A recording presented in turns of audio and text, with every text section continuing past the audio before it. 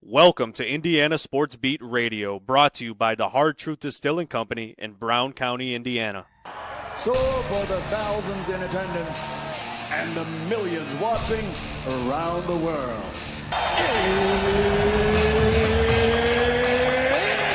Time! Three on the way. Oh! It went in! It went in! And Indiana wins the ball game! Know your role and shut your mouth, you jabroni! Float game for the win! Ayler's gone. Goodbye, touchdown, Indy! Woo! IU! America! They got a football team now! Pretty simple. I win. Google me. You know that I'm the cream of the crop. Now, from the Hard Truth Studios, here's Jim Coyle. Hello, sports fans. Welcome into another edition of Indiana Sportsbeat Radio on this Monday, post-Super Bowl Monday. Hope everyone is doing well on this February day. Super Bowl was kind of a super bust, but we'll talk about that. Greg Rakestraw will join us later, and Don Fischer here in this hour as well. Looking forward to talking to Don. Indiana loses over the weekend to Michigan, and not, a terribly surprising loss. This is a good Michigan team. Unfortunately, it was, I think, the seventh loss in 8 games for the Hoosiers. A lot of those coming against the upper echelon of the Big Ten, and that will continue as they'll travel to Michigan State and then welcome in UCLA next Saturday. So lots going on there, in addition to the fact that the announcement came Friday after we were off the air, of course, late in the day, that Mike Woodson was announcing his retirement. And there's no point in lying. He's not announcing jack. It was announced for him, obviously, but it's none of this is going to go like it should, unfortunately. But I think a part of that is I truly believe that Mike Woodson was shocked when he heard he was retiring. Not at that moment per se, because the conversations had been happening. What I mean is I think that he thought that he was coming back next year without question. I think that's part of the problem, because there's an obliviousness to what is going on. But it is what it is. And it's sad that it has to be that way. It's sad that someone who is so tied to the program is so oblivious and would stand in the way. But we'll talk about that as well. Don Fischer will join us. Duke's 16-game winning streak halted in a loss to Clemson. Tom Izzo ties Bob Knight as the Big Ten's winningest coach. And ironically enough, could pass him against Indiana. Is that right? Because I think that's who they play next. Let's see. At the end of the Michigan game for Indiana, you had a 3-point long shot that went in, but it was too little too late. Anthony Leal hit another long bomb, as he has done a couple of times this year. Got it closer, just not close enough. Indiana tried. I have to give the crowd, everybody that was in attendance that day, the students, the fans, they were in that game. And it was very respectful. So I want to mention that as well. The boos were minimal. At the beginning of the game, Dusty May received a very nice round of applause, but it was also not bad on the other side, which was good. I was a little worried about that. It would be a bad look for the Hoosiers, but it is what it is. Michigan needed that win because they need to stay at the top of the Big Ten standings, man, or up there, not in first place, but they're like a half game out. And that's their goal, to keep winning. to stay up there. And they're doing a pretty good job of it thus far. Right now, as I said, they are I believe a half game out of Purdue, along with Michigan State. Both of those teams, Purdue 11-2 on the season. Michigan State, Michigan 10-2 each. They play each other twice coming up. I've mentioned that. So they're going to make that deal there. But then Purdue has to play, I think, both of them. So then you've got UCLA sitting in fourth, who will come to Bloomington next Saturday. So again, Indiana playing every team at the top of the ledger right now. And not going well for the Hoosiers, as Mike Woodson's tenure is coming to an end at the end of this season, which is not anything shocking to me. It's what I expected to happen all along. You know, how it was going to happen, that's a different story. You never know how those things are going to play out. But it's you hate talking about that stuff because this team, I wonder how that team is going to continue to play, because they've had so many hard games here of late that they've been close on, but can't seal the deal. They lose another close game to this one to Michigan. They lost a close game to Maryland, a close game to Purdue. They got waxed at Wisconsin. What's it going to be like when they go up to East Lansing? How do you keep the mentality of this team up? Because you ask anything of Mike Woodson, quite frankly, and you get I wish I knew. Excuse me. Little frog in my throat. But that's also not something you want to hear. I was in Dusty May's post-game press conference, and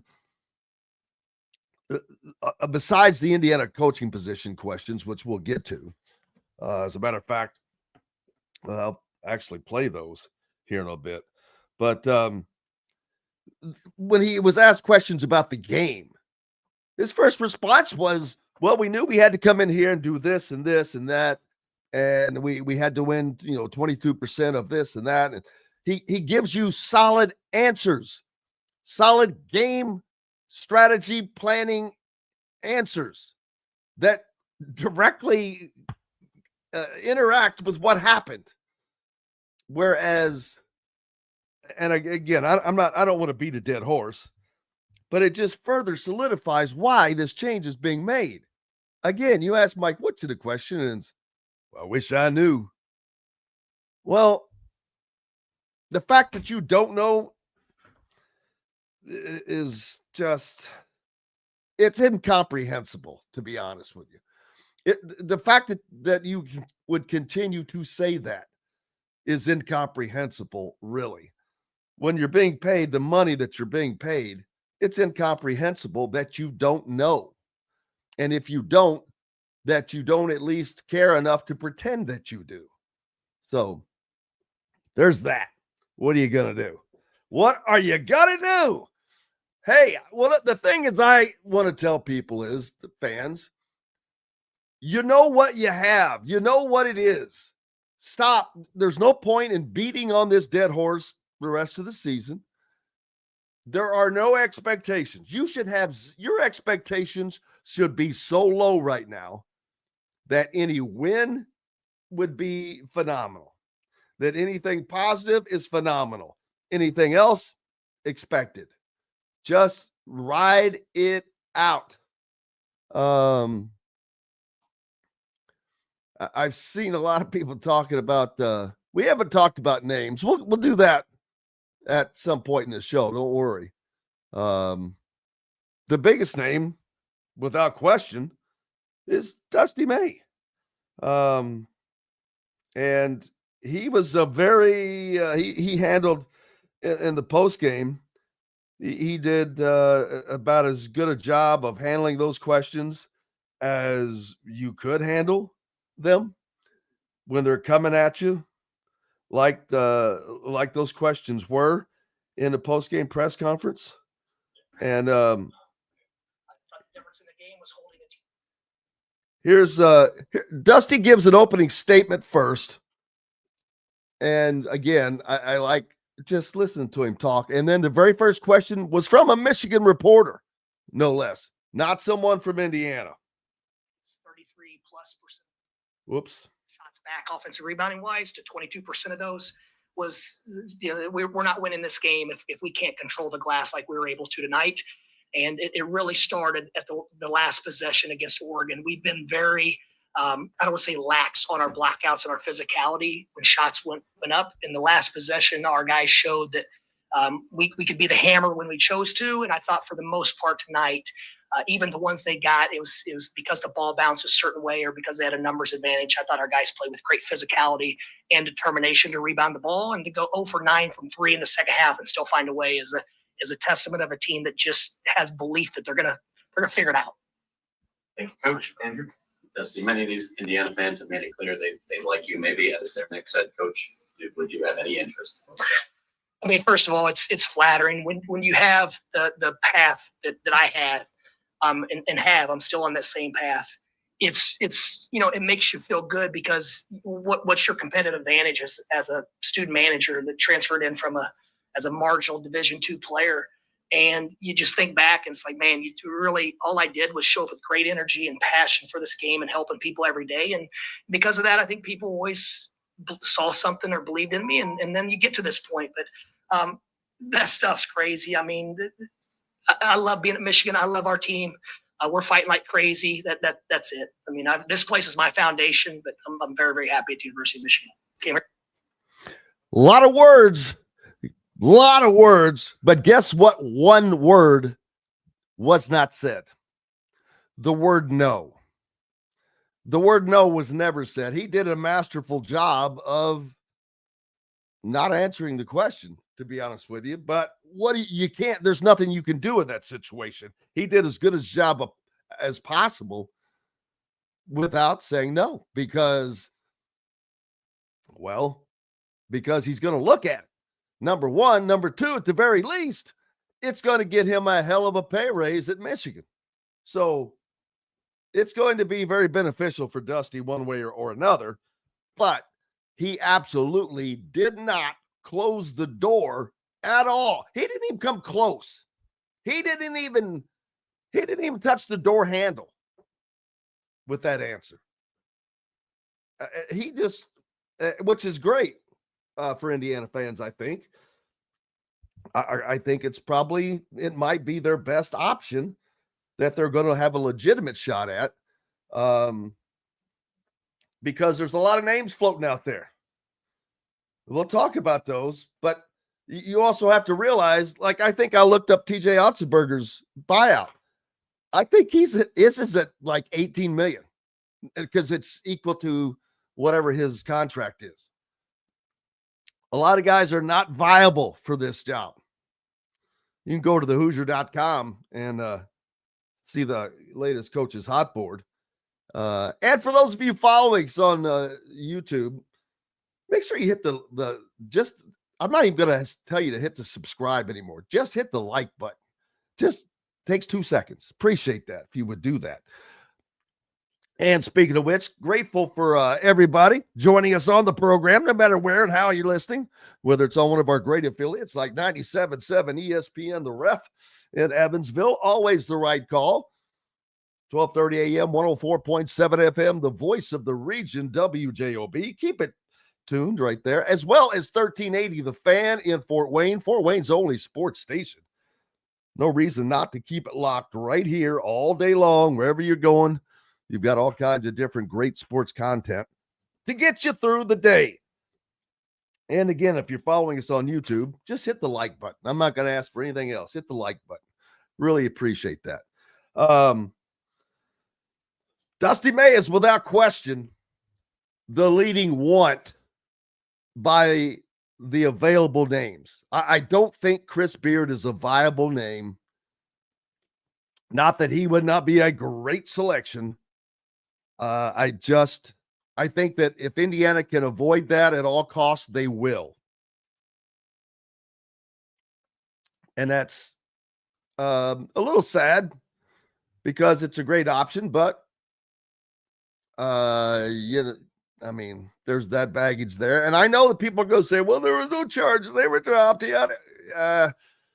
Well, doesn't matter. It does not matter. Dropped, no dropped. It happened, unfortunately. A lot of names out there. Todd Godin, people talking about him going to UNC because UNC also in this position. So, hey, we've got lots more coming up, including a conversation with the man himself, Don Fischer, the voice of the Hoosiers. We'll do it on the backside of this first break. Back with more to the Hard Truth Distilling Company studios right after these messages. At Ben Davis Chevrolet and Ben Davis Ford in Auburn, we're your one-stop shop for all of your automotive needs. We have the area's best selection of over 300 vehicles, including new cars, trucks, vans, and SUVs. Plus a huge selection of pre-owned vehicles in stock. And if we don't have what you're looking for, we'll find it for you. We also have top-of-the-line service and parts, plus a collision repair center, and we're competitively priced on everything. For sales, service, collision, parts, and more, we do it all. Come see us today or visit us online at BenDavisChevrolet.com and BenDavisFord.com. Whether it's a night out with the family, after work with colleagues, or catching the game with friends, Bubba's 33 is the place for you. Bubba's 33 offers a mouthwatering menu of selections that are all made from scratch every day. The portions are big, but the prices are small. And with over 50 big screen TVs, you'll never miss the big game. Bubba's 33, pizza, burgers, beer. If you're looking for a home in the Indianapolis area, you need Cheryl Sizemore from Remax Advanced Realty. Cheryl Sizemore has over 2 decades of experience, and that could be the difference in getting the home you want in today's tough housing market. Reach out to Cheryl Sizemore from Remax Realty at Cheryl@IndyHomePros.com or 317-701-0838. 317-701-0838. Let Cheryl Sizemore help you find the home you want today. Located on 325 acres in beautiful Brown County, Indiana, Hard Truth Distilling Company is the biggest and the best craft distillery around. While Hard Truth is already known for producing internationally awarded whiskeys and spirits like Hard Truth's sour mash bourbons, sweet mash, and hard road ryes, as well as their cinnamon vodka and the always popular toasted coconut rum. Hard Truth Distillery offers so much more. With a full-service restaurant, ATV, and distillery tours, as well as live music, you can spend an entire day at Hard Truth Distillery while making your entire family or group happy. And that's the Hard Truth. Hard Truth products are available across Indiana as well as many other states. So no matter where you shop, if they don't carry your favorite Hard Truth product, tell them you want the truth, the Hard Truth. Hard Truth Distilling Company encourages you to enjoy all of their products responsibly and to never drink and drive.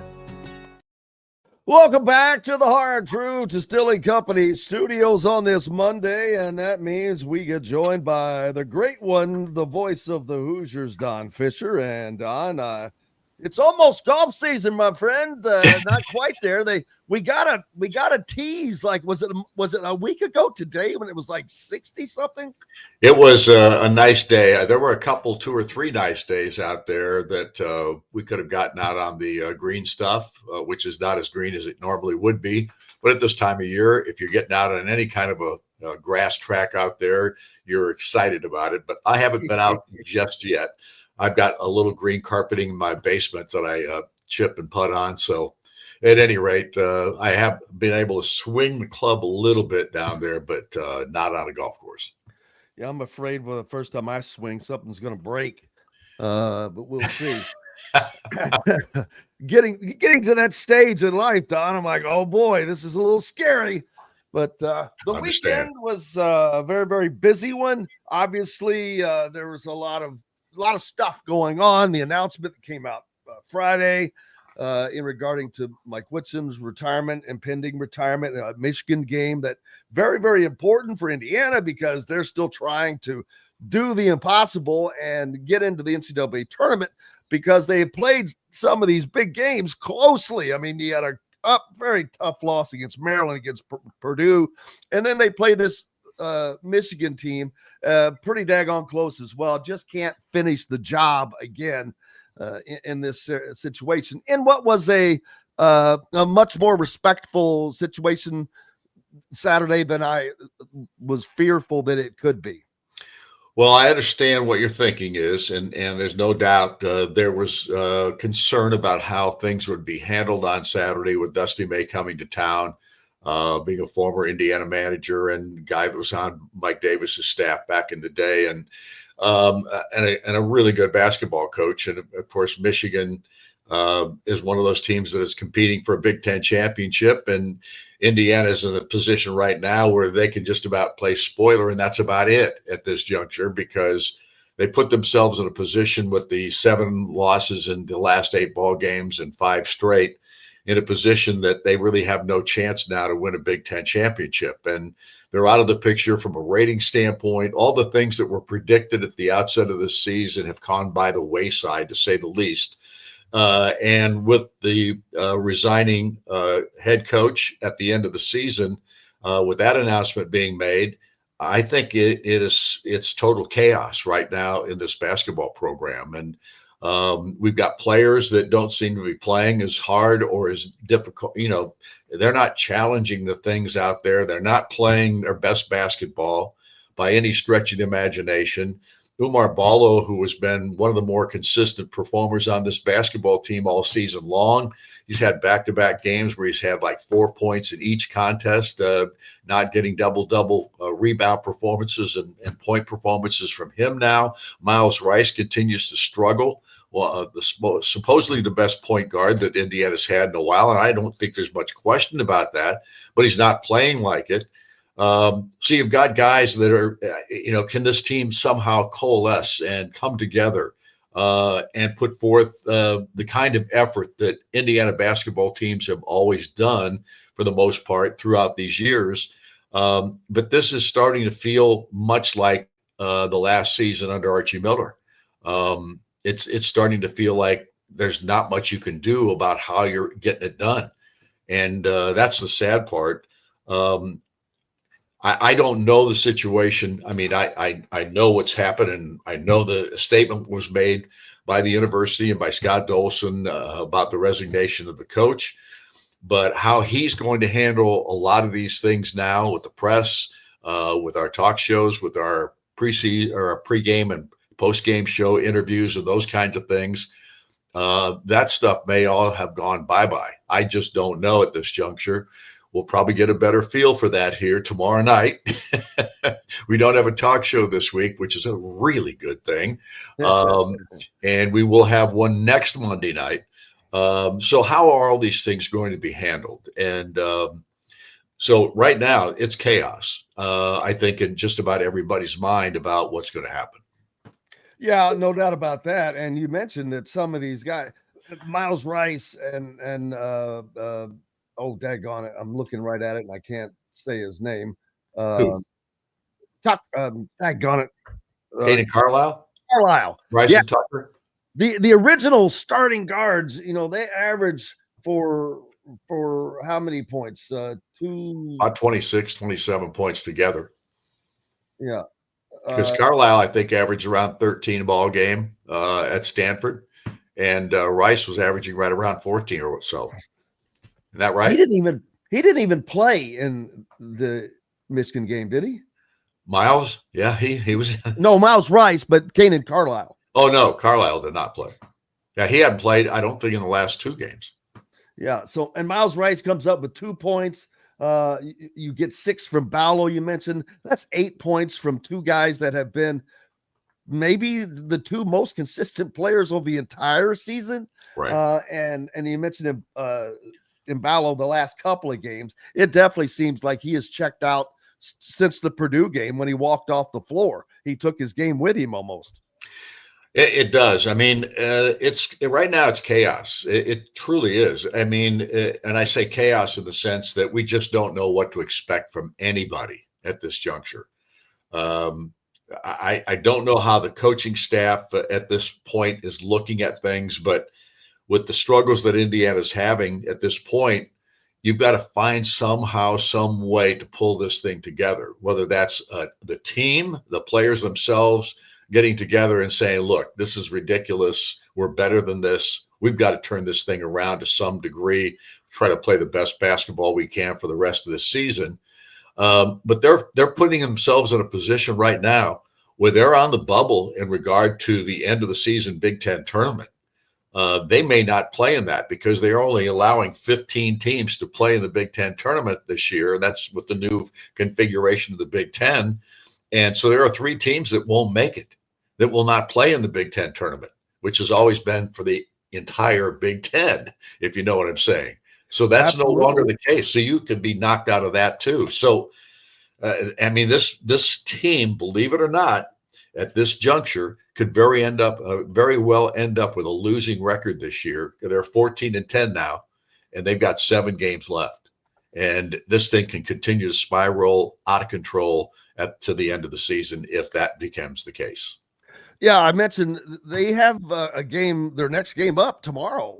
Yes, it's tomorrow at Michigan State. And that's obviously, that's another top end of the Big Ten teams. Then you welcome in UCLA, who has been on a kind of a heater of late. They've won 7 straight. Right. Also now up into the top 5 of the Big Ten standings. So, and then you got Purdue. Yeah, then you got Purdue again. So Indiana has played the entire top of the Big Ten here of late, it seems. And so, but yeah, they have a chance to still win some games to keep them above those bottom 3 teams, because right now Penn State is helping everyone along with Washington with just 3 wins. And how about that Penn State? Who would have thought that they would have ended up bottom of this conference? Exactly, because they've got basically their whole ball club back from a year ago, except for the Pickett kid. They've got a lot of the key players back. They had such a great year in the first year under Mike Rhodes.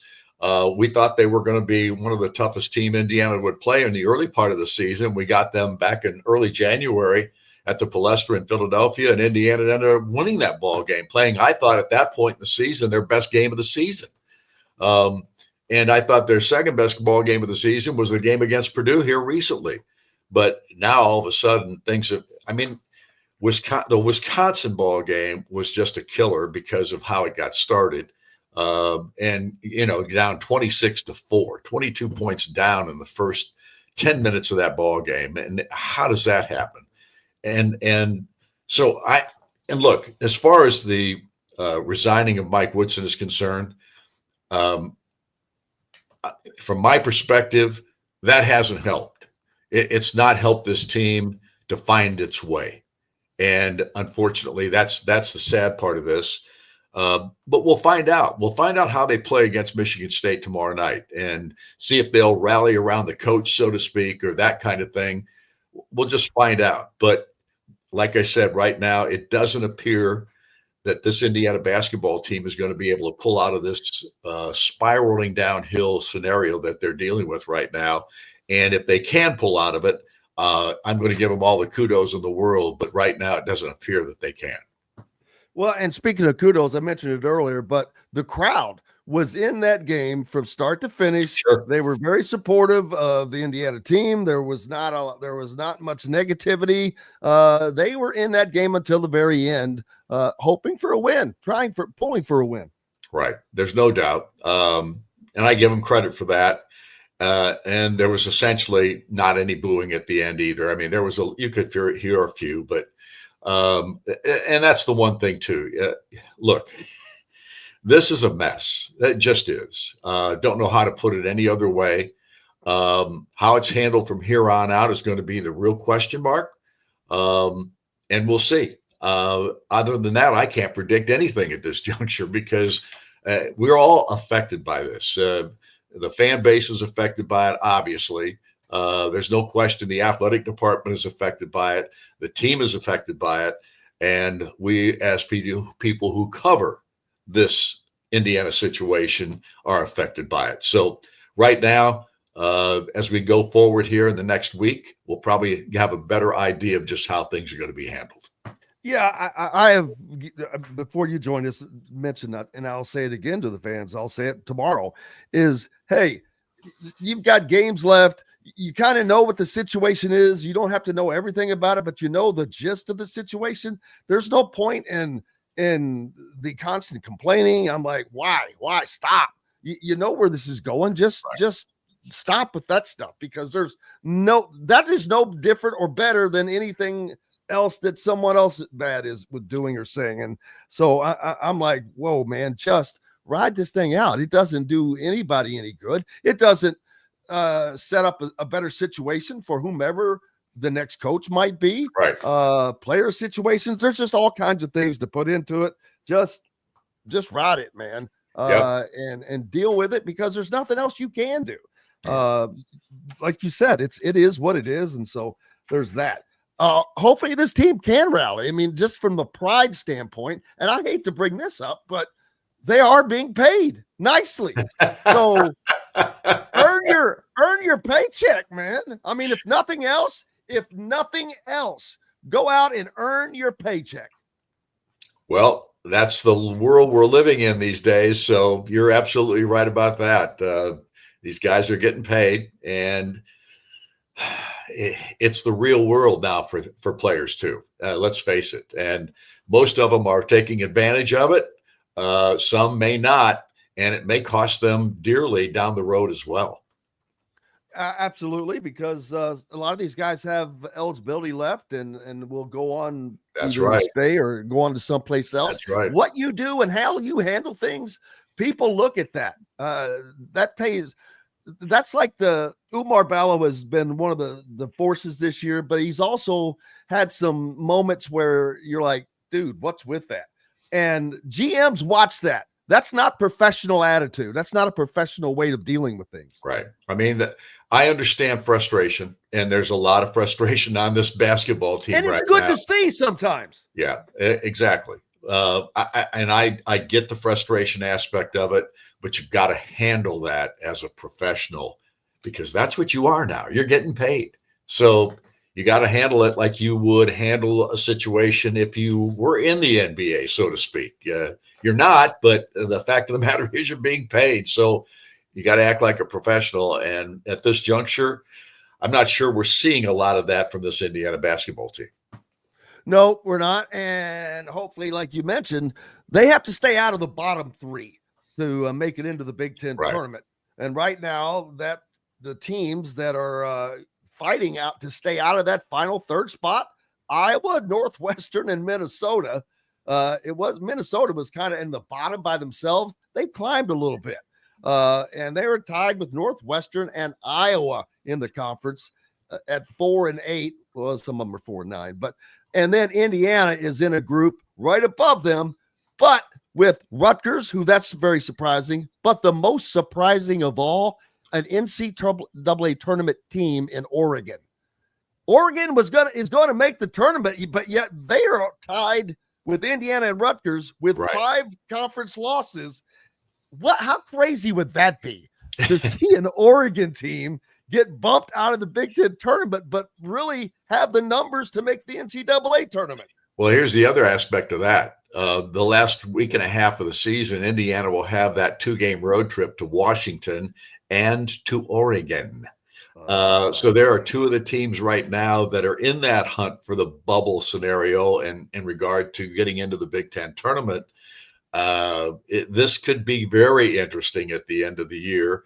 And Ohio State now, a team that has found itself a little bit. They're 6 and 7 at this point, and they've been playing very competitive basketball against everybody. So it is truly right now, from Indiana's perspective, a mess. It's that simple. It is, but making the Big Ten tournament has to be something this team takes enough pride in doing. The coaching staff, they have to say, look, we cannot miss the Big Ten tournament. I'm just not going to let that happen on my watch, whether you are a player, a starter, a bench guy, an assistant, it doesn't matter. Everyone has to take charge and say, this is not happening on our watch. It should never, ever happen, and it won't happen now. We'll see. What is up next for you, brother? Well, we got Michigan State tomorrow night in East Lansing, so we'll be traveling up there today. Well, enjoy the trip. At least it's not snowing. And and it's very ironic. The last thing, Tom Izzo can pass Bob Knight in Big Ten victories with a win over Indiana. How did the Big Ten make that schedule happen? Well, the irony of it all is that Tom obviously tied Coach Knight on Saturday with that win over Oregon, missing two of his top players in Xavier Booker, who was out, along with Fears, the point guard. Those two guys didn't play in that game, and they still won it over Oregon. And Jace Richardson threw in 29 points, a true freshman who came in his first start of the year for Michigan State and threw in 29 points to help him beat Oregon. And, of course, it gave Tom Izzo the opportunity to get very emotional at the end of that ball game when he was talking to the crowd about tying Coach Knight's record. And, of course, the irony is now he has a chance to beat the record against Indiana. And he'll do it at home. Don Fischer, the voice of the Hoosiers, he's gracious enough to join us. Appreciate you, sir. Have safe travels, brother. Appreciate it. Thanks, Jim. See you. You betcha. Don Fischer on the program here on this Monday from the Hard Truth Distilling Company studios. We're back with more on the backside right after these messages. Located on 325 acres in beautiful Brown County, Indiana, Hard Truth Distilling Company is the biggest and the best craft distillery around. While Hard Truth is already known for producing internationally awarded whiskeys and spirits like Hard Truth's sour mash bourbons, sweet mash, and hard road ryes, as well as their cinnamon vodka and the always popular toasted coconut rum. Hard Truth Distillery offers so much more. With a full-service restaurant, ATV, and distillery tours, as well as live music, you can spend an entire day at Hard Truth Distillery while making your entire family or group happy. And that's the Hard Truth. Hard Truth products are available across Indiana, as well as many other states. So no matter where you shop, if they don't carry your favorite Hard Truth product, tell them you want the truth, the Hard Truth. Hard Truth Distilling Company encourages you to enjoy all of their products responsibly and to never drink and drive. Ugly Grouper, located on beautiful Anna Marie Island, Florida, is the place to be, and not just because they have unforgettable meals, including locally sourced seafood. The Ugly Grouper has your favorite craft beers and cocktails, along with live music every day. The Ugly Grouper is family-friendly, able to host private parties, and has the biggest grouper you've ever seen. The Ugly Grouper is the place to be on Anna Marie Island, Florida. Tell them Indiana Sportsbeat sent you. Go to theuglygrouper.com for more information. When it comes to apparel and promotions, Freethink has you covered, literally, whether it's 24 or 200 shirts for sports leagues, businesses, or groups. Freethink Apparel and Promotions can also create your very own merchandising store. Freethink Apparel and Promotions did it for Indiana Sportsbeat Radio, and they can do it for you. Whether it's screen printing, embroidery, digital printing, promotional products, vehicle wraps, or anything else under the promotional line. See what Freethink Apparel and Promotions can do for you at freethinkapparel.com. At Ben Davis Chevrolet and Ben Davis Ford in Auburn, we're your one-stop shop for all of your automotive needs. We have the area's best selection of over 300 vehicles, including new cars, trucks, vans, and SUVs. Plus a huge selection of pre-owned vehicles in stock. And if we don't have what you're looking for, we'll find it for you. We also have top-of-the-line service and parts, plus a collision repair center, and we're competitively priced on everything. For sales, service, collision, parts, and more, we do it all. Come see us today or visit us online at bendavischevrolet.com and bendavisford.com. Welcome back to the Hard Truth Distilling Company studios on this Monday. Thank you very much for joining us, being a part of the show. Just finished up with the voice of the Hoosiers, Don Fischer, as they will get set to head up to East Lansing. And I just wonder, this team has been, as I've said for a while now, fractured and factioned. They're not playing. They haven't played as one pretty much all season. And I think that when you saw what I saw at the end of the Purdue game, it said a lot. Umar Ballo has played extraordinarily well for this team all season. Let me be the first to say that. But the indelible image of him walking off the floor up the tunnel at Purdue while everybody else was shaking hands and whatnot is something I won't get out of my mind. Number one, you are being paid to do what you're doing right now. You cannot like it. You can be upset. You can be PO'd. You can be mad at a teammate. Do that in the locker room. Do that elsewhere. Handle that kind of business elsewhere. Have the sense, the maturity, the professionalism to do that elsewhere. And like I mentioned a minute ago, hey, these guys are being paid to play, especially most of which on this team were brought in for that reason. They're getting paid. I know you want to win, but you have to play like that every game. That does Ballo have a shot in the NBA? I don't know. He has no jump shot, so and he hasn't dominated like, say, Zach Edey dominated. I just don't see it. Now, who in the Big Ten has a shot at winning a national championship? Does anyone? I don't think so. There is not a national championship caliber team in the Big Ten. First of all, I say that because as from last year, you know, that I talk about, a national championship team, winning team has to have NBA talent on it. There has to be NBA draft picks on that team. I'll start at the top. Purdue has 0 in my mind. Braden Smith is not going to play point guard in the NBA. And I don't know of anyone else on their team that is even considerable. Michigan State, I don't know that they have anyone right now that's NBA worthy, but I haven't gotten as familiar with them yet as I'd like to. I don't know how good Fears really is. How about Xavier Booker? That's another Indiana kid.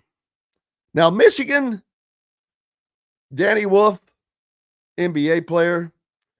Vladislav Golden, pretty potential NBA player. Illinois, definite, has NBA players on it. Rutgers has NBA players on it. Rutgers is too young. Illinois is going to have to really get it together here at the end because they have been, for the talent they have, they've been kind of a roller coaster. They're 8-6 in the conference right now. They're going to make the NCAA tournament. I'm still, let's see, I'm at 8 teams for certain that make the NCAA tournament out of the Big Ten. I don't think Ohio State does. I don't think USC does unless they continue to go on that heater. Oregon is going to be on the back end of it. They are like my 10th. Did I say 8 or 9? They would be the 9th team, but they're going to have to win. They've gone from being a top 15 team at the top of the Big Ten to currently sitting in like 12th place in the conference. But again, this conference is wicked. You only go down 1, 2, 3, 4, 5, 6, 7, 8, 9 positions to where the teams that follow have losing conference records, starting with USC and Oregon, or USC at 5-7, Oregon at 5-8, Indiana at 5-8. At one time, they were what, 4-1? I know they were 4-2. So now, next coach. How weak IU to tell the media they couldn't ask Woodson about him leaving at the end of the season? Yeah. Well, let's be honest. Mike Woodson doesn't answer questions to begin with. He hasn't answered questions all season long, questions that were direct questions that were posed. Again, the piece that I played from Dusty earlier, his opening statement, talked about exactly what they had to do to win this game, what they needed to do to win this game. He gave some numbers, do that. And that's what you expect from a coach, to know what happened, to be able to break it down. This is why we lost. This is why we won. We knew we had to do this. I wish I knew. Well, again, I got to get them over the hump. Those kind of answers tell you there's no understanding. And again, I'm not going to beat that dead horse. It's mind-boggling. I have to say, it is mind-boggling. After Dusty was asked about directly the IU job, I think he was asked what would he say to Michigan fans. I'm not sure if this is where this is or not, but we'll find out. Win a game and mission accomplished. Yeah, any message to Michigan fans that might be worried right now? I mean, there's nothing I can say that's good. I mean, that's going to make this one way or the other. I love being at Michigan. That hasn't crossed my mind other than just what friends and family have said. And to be honest, I've eliminated all that. So. Thank you. Tony. Yeah. There you go. Again, there's nothing I can say. Well, yeah, there is something you could have said. You could have said, well, they shouldn't worry because there's no reason. I'm not leaving Michigan. Could have said that. Could have said, I am not interested in any other job. I am staying at Michigan. Could have said that. Let's see. Could have said, it's great. I'm flattered, but I'm not interested. Could have said that, but didn't. Said it was flattering. Said a lot of nice things. Did not say no. When just a direct question about what could you tell the Michigan fans? Oh, I'm happy. Well, of course you're happy. You're in a hunt for the Big Ten title. You've got a good team you're playing right now. Why would you not be happy? No one asked if you weren't happy. But again, in a tough situation, what is he supposed to say? Well, I'm sorry to tell Michigan fans, but as soon as this glorious season is over, I'm going to leave and take the Indiana job. Well, no. He's got games to play. Number one, he wants his team focused on the job at hand, which is to try and win the Big Ten regular season title, then to go into the Big Ten tournament, trying to win the Big Ten tournament, then to go into the NCAA tournament and do as much damage as they can. That's where his mind is right now, although it's hard, I would imagine, but he should be able to he mentioned he's able to compartmentalize things, but he'll do that because he's focused on the task at hand. He doesn't have to worry about this. This will take care of itself. And by this, I mean Indiana, the Indiana situation. His agent will be talking to whomever. Doesn't have to worry about it. There will be a simple question from the agent to Dusty. Are you interested? Yes. No. If it's no, boom, that puts an end to it. If that answer is yes, I will listen. Well, here comes the bidding. And there will I don't know that there will be bidding per se, but there will be an offer from Indiana. And there will have to be a counter offer from Michigan, which he would have gotten a contract extension after this season anyway, undoubtedly. Where they are, the conference standings, know that he's going to be a wanted man. The fact he was able to negotiate this buyout that he currently has, that the buyout itself is $5 million. Now he does have a bonus he was giving. I think it was like a signing bonus or something of it's either 1.125 or 1.5. I don't know what it was. That has to be returned if he were to leave. So it ends up being like $6 million and change. I don't think if Indiana wants him, I don't think that that's going to stand in the way, because anybody they get is there's going to be a minimum payout of like, I don't know, $3 million or so, you would imagine.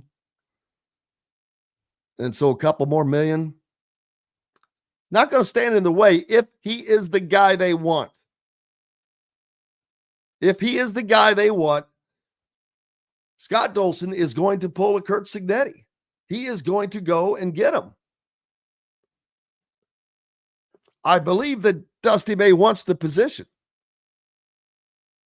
It's a bad situation for him in the sense that he just got to Michigan. He's been there a year. But he kind of knew this was possibly going to happen. And again, there's no coincidence that he negotiated a low buyout. You add to that, it's not like he's replacing Archie Miller, which would have been easy.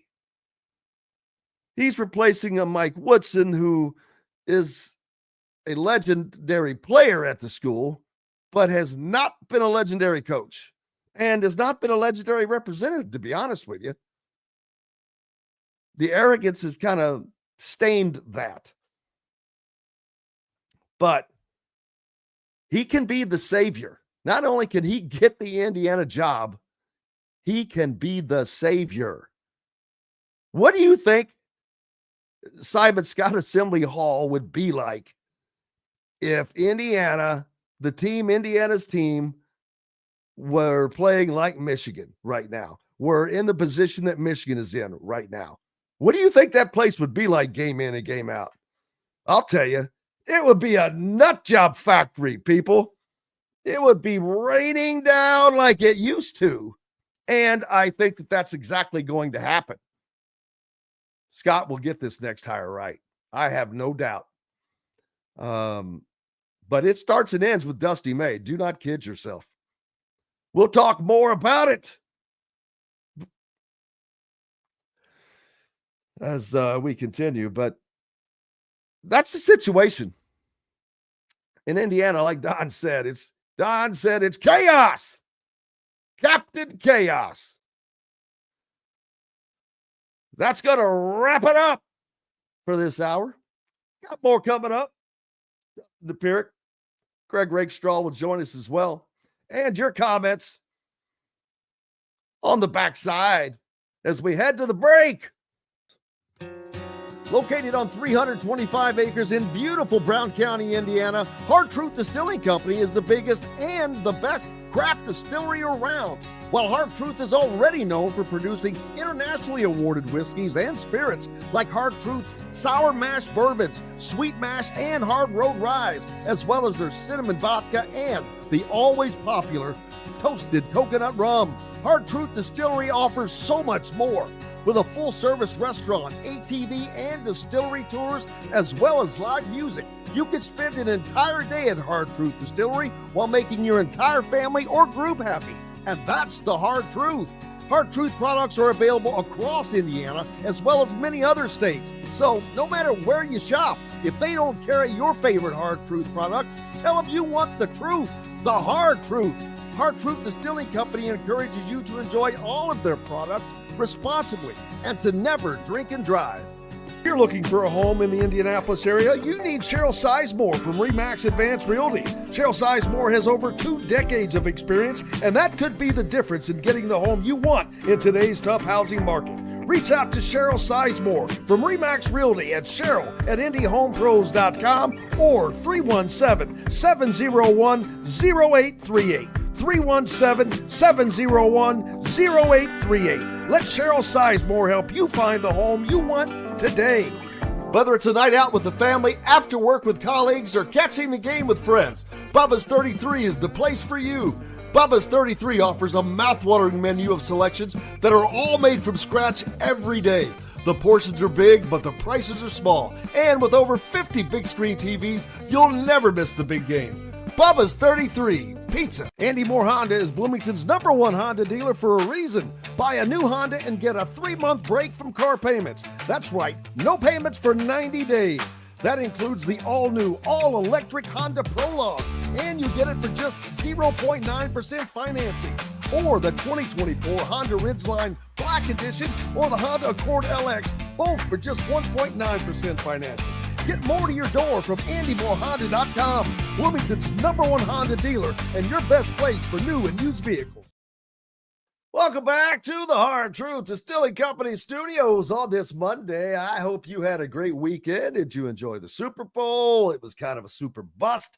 Man, the Eagles, not a shocker. I mean, the Eagles are obviously a great team. The Chiefs going for the three-peat.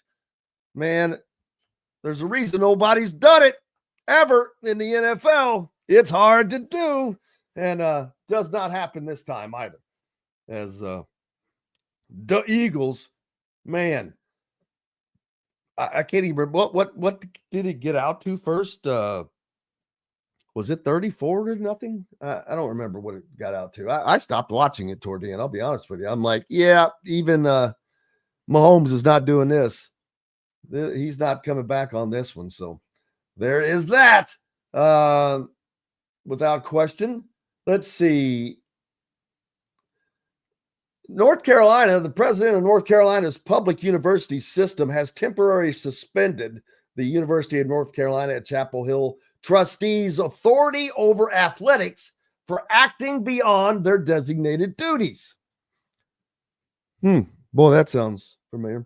In a January 6th memo, President Peter Hans wrote that to UNC trustees chairman John Pryor, citing concerns where board members appear to act independently of their campus's administrations in matters squarely within the responsibility of the chancellor. Hans' memo, first reported Friday by the Assembly and obtained by WRAL-TV in Raleigh, stated the unilateral action by trustee members risks blurring the lines of actual and apparent authority with these athletic department negotiate business transactions with third parties that include past, current, and future employees. The letter came after trustees had criticized the firing of football coach Mack Brown, followed by involvement in the hiring of six-time Super Bowl winning coach Bill Belichick as Brown's successor. There were also the trustees' push last spring to audit the athletic department while questioning data provided by athletics director Bubba Cunningham, though Chancellor Lee Roberts publicly backed Cunningham's leadership. So, a little infighting going on at North Carolina. So, I would imagine that I can see that getting more common as the $20 million deal comes around, but we shall see. We shall see. Other scores over the weekend. Some fun game. Villanova beating Xavier. Nebraska continues to win. They get a win at home, beating Ohio State 79-71. And Nebraska, they're also a team that was playing okay, then hit a dip. Now they're coming back. They're sitting 8 in eighth position. Actually tied for 8th and 9th at the moment in the Big Ten. But they're looking solid for an NCAA appearance at 16-8 overall. Same record as Illinois, who's definitely going to make it. Ohio State is in one of those odd spots, man. They're 6-7 in the conference, but they're 14-10 overall. I don't see them making the tournament, although they have a net ranking that's out of this world. It's nuts. It's going to be crazy to see who makes it in and who doesn't. And that's why Indiana still had a shot to make it. Dustin Dopirak from the Indy Star, the beat writer for the Pacers, set to join us now. And I see your camera on the bottom, but when I pull you in, it's not there for some reason. But how's Dustin Dopirak doing? Well, he's frozen. That's why. So we'll get him back in here in a second when he rejoins us. But looking forward to talking to him. Pacers kind of been up and down a little bit. Well, it's up and down season, I guess. Up and down season. The NCAA tournament not that far away. Big Ten tournament not that far away. I never would have imagined talking about Indiana possibly not making it, but we'll talk about that. Dustin Dopirak joining us now from the Indy Star, beat writer for the Pacers. Pacers that been on such a heater, man, that it doesn't take much to knock it down a little bit, but their slow starts kind of caught up to them a little bit. Yeah, they were horrendous this week in first quarters. Got beat. If you took the four first quarters of their 4 games on the road, they were outscored 145-86. That's suboptimal. And so that was a good goal. They were able to come back. They were down 42-22. Really the Clippers comeback was pretty remarkable. Because really when it got the kind of anvil came down on their heads in the first quarter was after Miles Turner goes down. He actually, it was kind of a friendly fire incident, I guess. Benedict Mathurin went up trying to block a shot, and he accidentally caught Turner in the mouth. And pretty hard, and so Turner was basically like just staggered on the floor. Tried to get up, ran to the other side, and then Rick Carlisle called timeout to be like, okay, you good? You want to come out of this game? And they were trying to get him off the floor, and he like kind of staggered, and like basically it was a scary moment. It's like one of those like, okay, he was listed as out with concussion evaluation, and I think that really kind of knocked them off their game pretty good. I think that was part of the reason why they fell behind in that one. But again, able to get it back together, rally back. The second quarter, I think they won more than they lost the first, which is pretty remarkable. I think it was 42-19 first quarter after a 42-22 or 42-19 second quarter after a 42-22 first. But they come back next day, after rallying all the way back and beating, what is a pretty good Clippers team, which is likely a playoff team with Kawhi Leonard and James Harden and Norman Powell and Ivica Zubac. I mean, that's a legit team. They come back, play a Lakers team that doesn't have Luka, that doesn't have LeBron James, and Austin Reeves carves them up for 45. And they were down like 22 after the first. Obviously, managed to come back and make that a game. They were within 4 in the third, within 5 and late in the fourth, but weren't able to close that gap all the way. So come out of a 2-2 West Coast road trip isn't bad.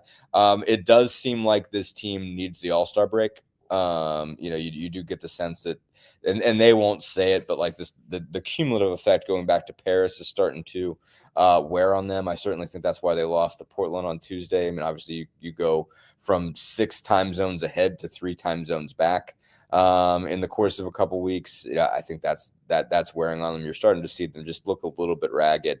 So they've only got 2 more games to the break. They play Tuesday, Wednesday, big one against the Knicks on Tuesday, and then they go to Washington to play the last place Wizards. So, if they split those, survive those, get themselves to, get themselves into that gap, they should be in a lot better shape. But, still come out of it okay. I mean, again, they're still in 4th place in the East. They're being helped obviously by the fact that Giannis is missing time with calf.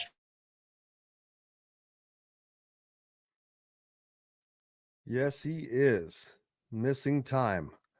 I cannot believe the Pacers lost to a Lakers team without Luka Doncic and LeBron James. That's amazing. Pacers going with 10 players, though, who all received substantial minutes. TJ McConnell, the least of those at 13, but he poured in 12 points in those 13 minutes. So a very efficient day by TJ McConnell off the bench for the Pacers. Jarris Walker, he had just 2 points in his 17 minutes, but Obi Toppin kicked in 14, a double-digit score, and Ben Shepherd, another 10, as they also got double digits out of 4 of their 5 starters, save for Andrew Nembhard, who did not manage to do that. But they got an efficient game from I just said TJ McConnell, Dustin, but that was about it for him.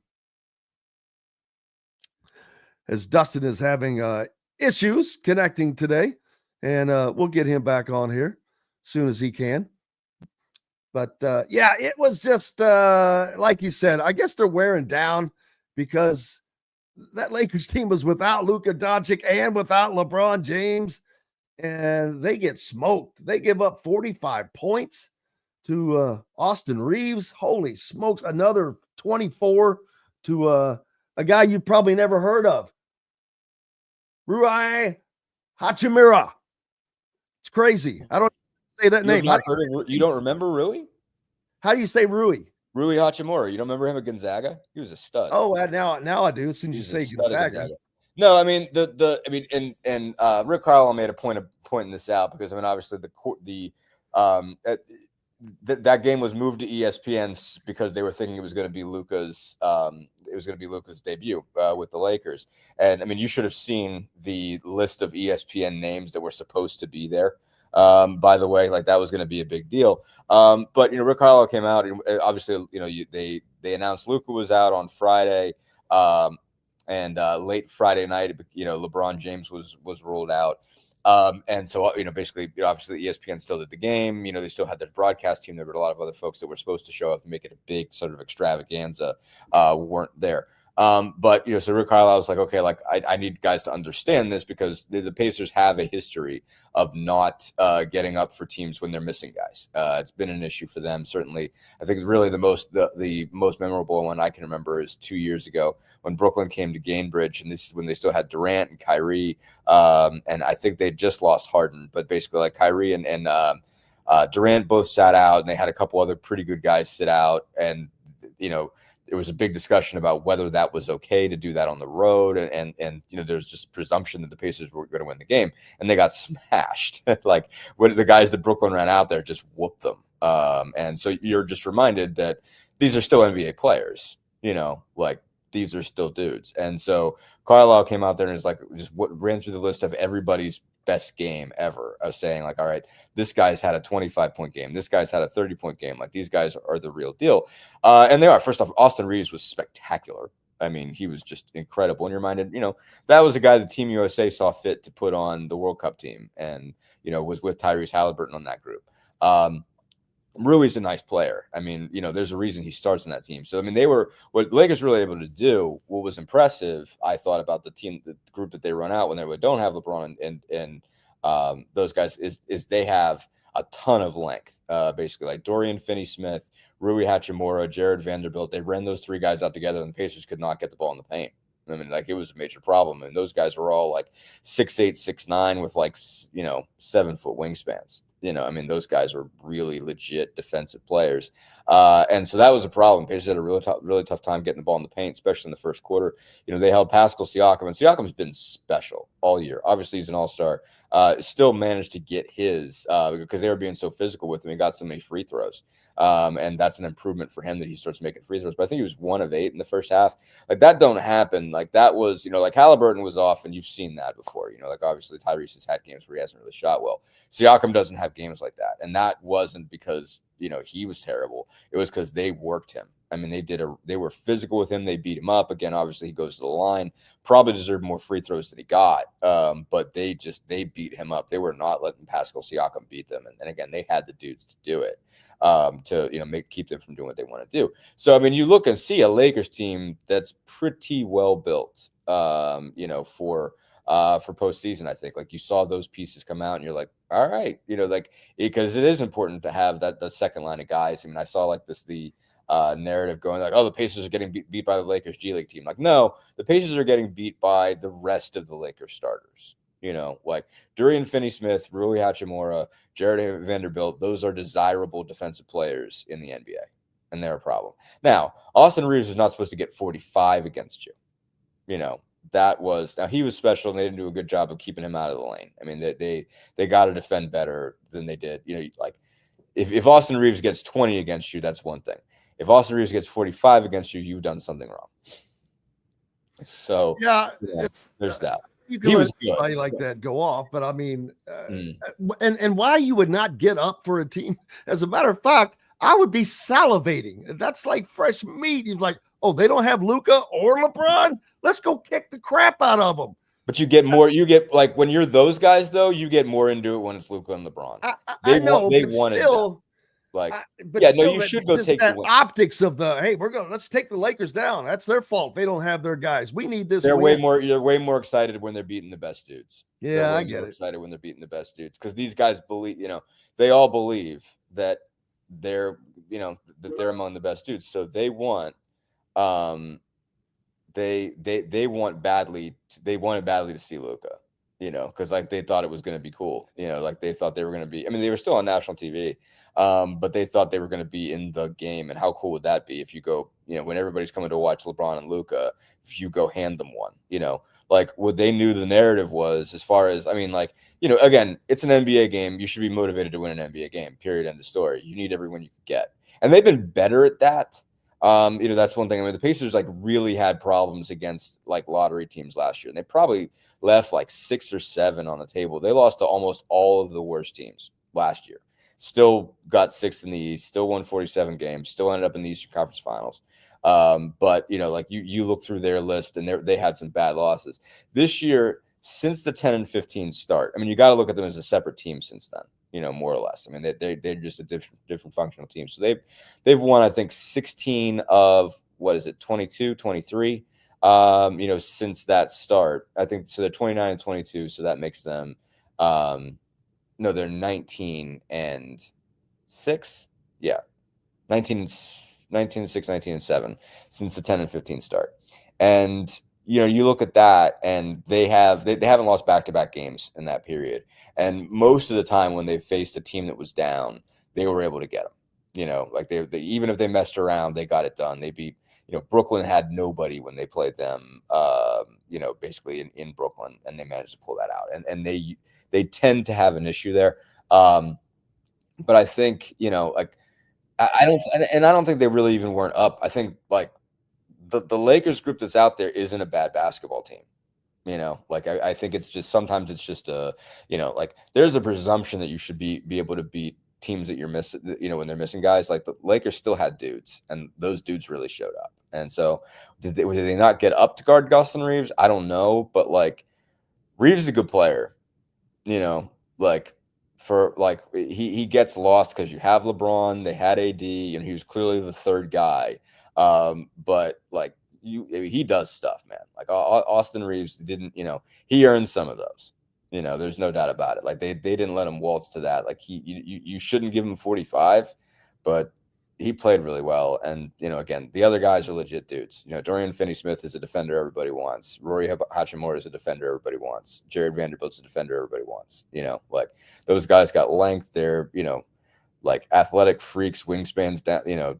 Absurd, so they did some stuff. I mean, like I get the motivational piece, but it's not like you can just say like, well, we're just gonna thump the Lakers because they don't have anybody. Like they have dudes, they still have dudes when you take the main 2 guys out. And they're all professionals. Mm-hmm. Yeah, they're all professionals. You mentioned the All-Star break. Has that not already happened? Nope. Wow, when is that? Next, so it's always the week after. It's always the week after the Super Bowl. Because they're not trying to mess around with that. They're Daytona 500. Now it's Daytona 500 weekend. Then what's that? Then that means it's Daytona 500 weekend. I mean, yeah, but you'd rather go against the Daytona 500 than football. Than the big game, yeah. Yeah, you're not trying. Obviously, you're not trying to like go up against the Super Bowl, but like not even against playoffs. You're trying to get past that. And like I mean, obviously, I think the All-Star game is not in great shape to start with. I mean, they're better off having just regular NBA games than they are the All-Star game, because it's just not a great product. But yeah, so no, that's coming up this week. They're in San Francisco. Pascal Siakam made it, so that's going to be the only Pacers representation, but he's had a spectacular year. Just been very solid, very dependable for them. So yeah, so that's gonna be the Pacers' lone representation, but they'll come up this week. They play the Knicks on Tuesday, the Wizards on Wednesday, and then they'll play again until next Thursday against Minnesota. And let's see, they've got to play. They welcome in New York for a game tomorrow night, then go to Washington, and then they will have an 8-day break between their next game. So that's where the All-Star game sits, right? Yes, it does. Yep. Where is the All-Star game this year? San Francisco. San Francisco. Well, man, a couple of guys still have to travel. Yeah, Pascal's the only guy who's got to travel. I mean, it is a pain, but it's just like, I mean, it is what it is. It's the All-Star game. And it's better than, I guess, having most of your team having to do this. Yeah. Everybody else gets to go have a break and go. Yeah. I mean, Tyrese Halliburton's not even participating in anything. So, I mean, he could use it. He could use the time off. Yeah, I mean, it is what it is. I mean, like, you're gonna, like, put it in some place where you got to go somewhere. I mean, they're not going to have it in the Central Division 2 years in a row. So I think the next couple are out west. So it is what it is. I mean, they treat you, like, I'm sure, Golden, like, the Warriors are going to do a phenomenal job of hosting that thing. Golden State just does everything they do is great, honestly. So that they'll be well taken care of. And yeah, and it's not even they, it's just Pascal, and he's the only guy that's going. Dustin Dopirak from the Indy Star with us, the beat writer for the Pacers. We've got more coming up here on Indiana Sportsbeat Radio from the Hard Truth Distilling Company studios. Back with more right after these messages. Andy Moore Honda is Bloomington's #1 Honda dealer for a reason. Buy a new Honda and get a 3-month break from car payments. That's right, no payments for 90 days. That includes the all-new, all-electric Honda Prologue, and you get it for just 0.9% financing, or the 2024 Honda Ridgeline Black Edition, or the Honda Accord LX, both for just 1.9% financing. Get more to your door from AndyMooreHonda.com, Bloomington's #1 Honda dealer and your best place for new and used vehicles. Ugly Grouper, located on beautiful Anna Maria in Florida, is the place to be, and not just because they have unforgettable meals, including locally sourced seafood. The Ugly Grouper has your favorite craft beers and cocktails, along with live music every day. The Ugly Grouper is family-friendly, able to host private parties, and has the biggest grouper you've ever seen. The Ugly Grouper is the place to be on Anna Maria Island, Florida. Tell them Indiana Sports Beat sent you. Go to theuglygrouper.com for more information. When it comes to apparel and promotions, Freethink has you covered, literally, whether it's 24 or 200 shirts for sports leagues, businesses, or groups. Freethink Apparel and Promotions can also create your very own merchandising store. Freethink Apparel and Promotions did it for Indiana Sports Beat Radio, and they can do it for you. Whether it's screen printing, embroidery, digital printing, promotional products, vehicle wraps, or anything else under the promotional line. See what Freethink Apparel and Promotions can do for you at freethinkapparel.com. Located on 325 acres in beautiful Brown County, Indiana, Hard Truth Distilling Company is the biggest and the best craft distillery around. While Hard Truth is already known for producing internationally awarded whiskeys and spirits like Hard Truth's sour mash bourbons, sweet mash, and hard road ryes, as well as their cinnamon vodka and the always popular toasted coconut rum. Hard Truth Distillery offers so much more. With a full-service restaurant, ATV, and distillery tours, as well as live music, you can spend an entire day at Hard Truth Distillery while making your entire family or group happy. And that's the Hard Truth. Hard Truth products are available across Indiana, as well as many other states. So no matter where you shop, if they don't carry your favorite Hard Truth product, tell them you want the truth, the Hard Truth. Hard Truth Distilling Company encourages you to enjoy all of their products responsibly and to never drink and drive. Welcome back to the Hard Truth Distilling Company studios on this Monday. Hope you had a great weekend, Dustin Dopirak. We just finished up talking about the Pacers as they're a couple games away from getting a break during the All-Star break. Indiana basketball, I know that not your beat, but you're always up on most things that are going on. I guess I'll say Indiana announced Mike Woodson's retirement last Friday in a it's typical Indiana fashion, I guess all you can say. It's kind of a Don Fischer, they labeled it best, that this is kind of chaos, and it is, because you've got a guy that is being retired, but I think he doesn't think he deserves to be retired. I think he thought he was coming back next year. And I don't know how well this is going to end for Indiana in a multitude of ways, how they play the rest of the season. Some of the guys seem to have checked out, like Don said. But they've got, 8 games or so left. Well, that's if they make the Big Ten tournament. And now they have to fight to stay in there. But it's an unusual situation. It was an unusual situation Saturday having Dusty May in, Dustin. But the funny thing is, I don't know if you had a chance to hear any of his post-game remarks, but the one word he did not use was no. Asked if there was interest. He did not say no. Asked what he would tell Michigan fans. He's happy at Michigan. You know, the normal stuff. He of course there's not a lot he can say, Sure. but the thing is, if it is a definitive no, well, you'd say that. Right. I've even heard coaches say no when they didn't mean no.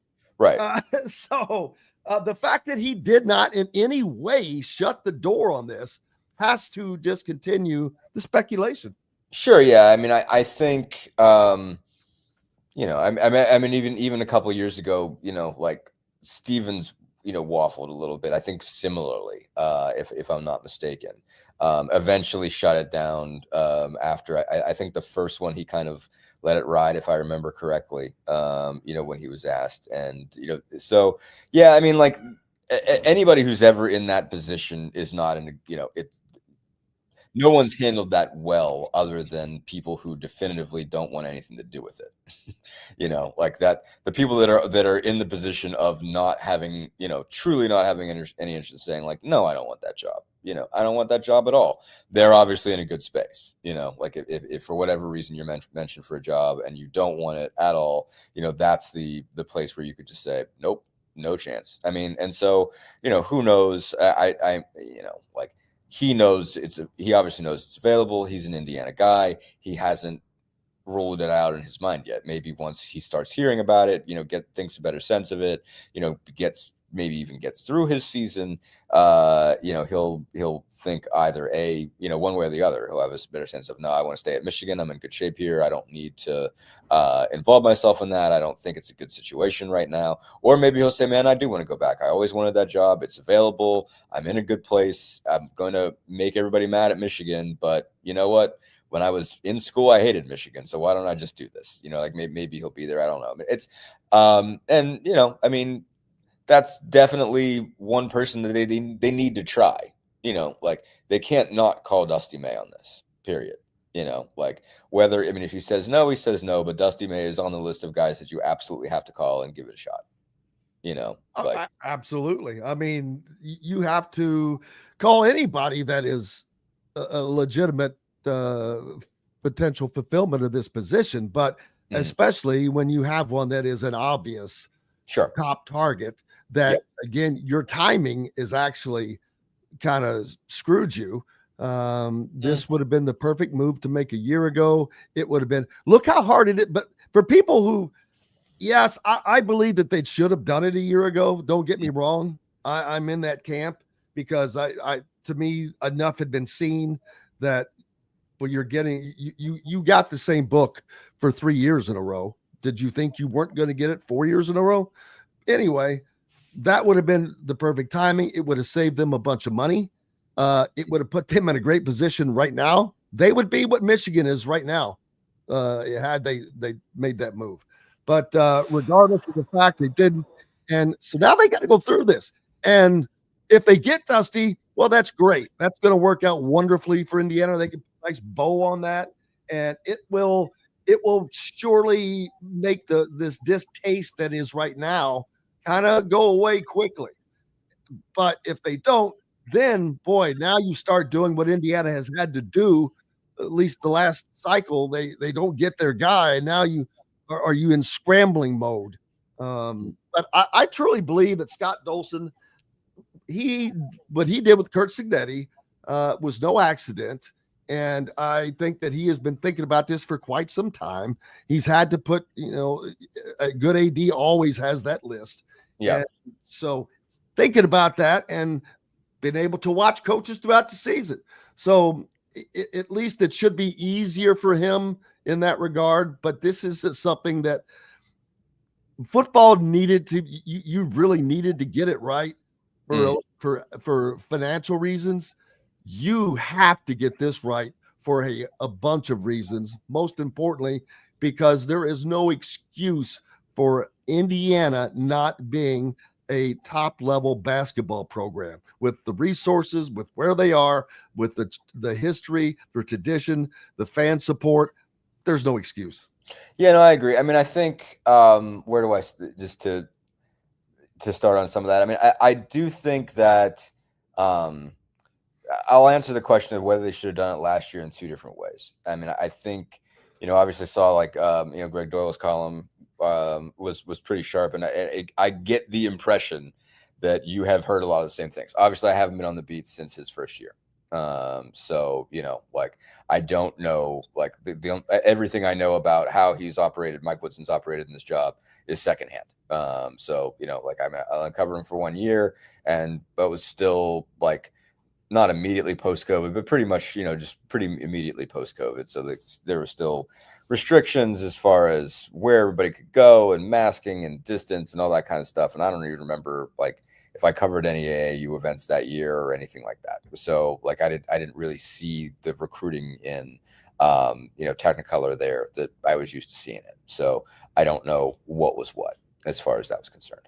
But like obviously some of the list of things of like obviously he was able to get players and whatnot, and so I don't know who knew what and that kind of thing. But if you're looking at just the record, and that's what everybody sees from a 10,000-foot view, is you go tournament, miss tournament, fire coach. Like that's not usual. Like I mean, like you do say like, all right, well, you saw the same book. Well, you saw a different book the first 2 years as far as what happened on the floor. And you could say, well, you had Trace Jackson Davis, and it's like, okay, well, you could get another good player, like it's not out of the question that you could put together a team that can do that. So if you like it, usually, especially if it's an alum, like that and a successful alum, if you go like good year, tournament season, bad season, fire coach, it's like, okay, well, you weren't giving that guy a lot of, like leeway there. And is the next guy going to get any leeway? Like that feeds into the, Indiana fans have these impossible high expectations and nobody can meet them. And, shoot, they even fired their, famous alum that everybody likes after 3 years. And he made the tournament the first two. He had a bad year and they couldn't wait to get him out of town. Like that would have fit that narrative. And so again, like they might have had, based on some of the reporting, they might have had justification. Like if you're not, like if you're not all the way bought into the job and it's obvious, to everybody, then that's obviously something you could leak and get out there and say like, hey, like this isn't just because he had one bad losing season. Like we don't think he's really interested in the job because he's not, all the way in there. And again, I don't know that because again, I have not been covering that team. And so everything I've seen is what's been reported elsewhere and secondhand. So I don't know what's exactly the case and how exactly it's been functioning. But like if everybody in the league was like, nobody ever sees this guy, he's never recruiting. He doesn't show up at any of these shoe company events, like tournaments and stuff. He's never looking at players. Like, it's like, okay, well, that's a whole lot easier to make that case than it is just to say, well, he had a bad year. He's going to have another bad year next year. Like, it's like, well, he had two good ones the first year. Where do you get that? So I don't, at the end of the day, I actually don't think it's as chaotic and poorly stage managed from 50,000, from 10,000 feet, 20,000 feet as it might look up close. Because to me, it's like, all right, they whether he's being forcibly retired or not, it still looks like, okay, like you're letting him make it out to be like this was his call, like he is operating in kind, at least. I don't know if he's going to break the silence or whatever, but I mean, like, obviously I heard, watched a little bit of the game on CBS, before I went to the game in LA. And, I mean, like, just apparently he had a meeting with the Raftery and I think Sparoditis, I think was the play-by-play guy for that game. And he said, he asked us not to talk about, why he made this decision. He's going to talk about it in due time. Obviously you weren't allowed to ask about it he just said he wasn't going to answer it after the game. So he's playing along enough as far as that's concerned. So like, yeah, it's altogether possible that in, first, second week of March, when they get eliminated, either they don't make the tournament or, I mean, they're probably not going to make the tournament. So, last game. You mean the Big Ten tournament? What's that? Yeah. You mean the Big Ten tournament? Good point. Probably after they get eliminated in the Big Ten tournament, he'll, come out and say, I didn't think this was fair. Even if he does, like you're far enough along, you're a month in. So then he looks bitter and, like, that's not a bad look for you. You move on. You can look at it and say, hey, we gave him the time. We gave him 4 years to turn it around. We think that's pretty healthy. We think basically any coach should have 4 years. Like that's still, obviously these cycles move faster, but it's still a cycle. It's still freshman, sophomore, junior, senior. And so didn't get it right. Didn't feel like it was heading in a good direction, made a choice to make a move. And I like, that's better. Like if they were keeping him around for another month, I think that would look worse. I think, obviously going into the Michigan game, they were obviously cognizant of what that would look like if he hadn't already made the decision to move on. If they were, if Dusty May was getting his name chanted when Woodson was still intending to be the coach for the following year, like I actually think it looks weird, but it looks less chaotic from a distance. It looks like they did a better job of making this power play than it might look like up close. Yeah, and then now we talk about the many names that I've mentioned Dusty May, of course, but there are a lot of other names that Dusty might say no. Sure. I know that he's happy where he is, but there's always a chance he says no. And because he's in his first year, I don't think that's the case personally. I think it's going to be a very hard decision because he's in his first year, because he did not plan to leave. He did not want to do that. I mean, nobody wants that. But at the same time, you're offering a dream opportunity that most coaches do not get the opportunity to period. I mean, not many guys get a chance to go home.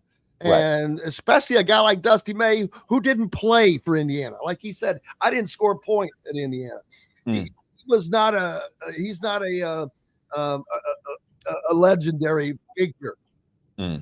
He's become that because of what he's achieved, I think. But it's just a dream situation of sorts, while it's also a nightmare for him.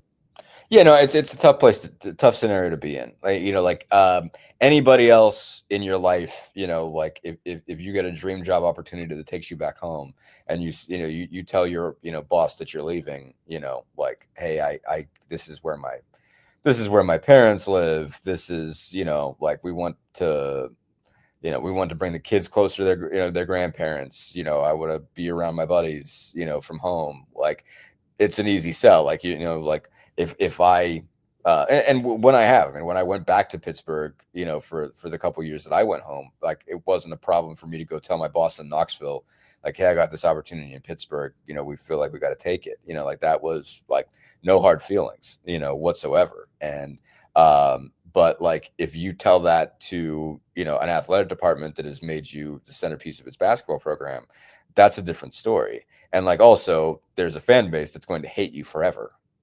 Like anytime you play Michigan from now until eternity, whether you're doing it in Indiana for a decade or 20 years or for 5 years, and then you go someplace else if you get fired after 5 years and you go someplace else after that, they're going to boo you for eternity. Anytime you ever step foot in Chrysler Arena from now until, the day that you stop coaching, you're going to get booed, and you're going to get booed profusely. So it's something to set up. I mean, you are going to hear bad stuff. It is going to be nasty. Like, like you're probably going to hear somebody, I don't know, like on the internet at this point, there's no rules. People just say the worst stuff. So you got to be up for that, like you got to be prepared for that.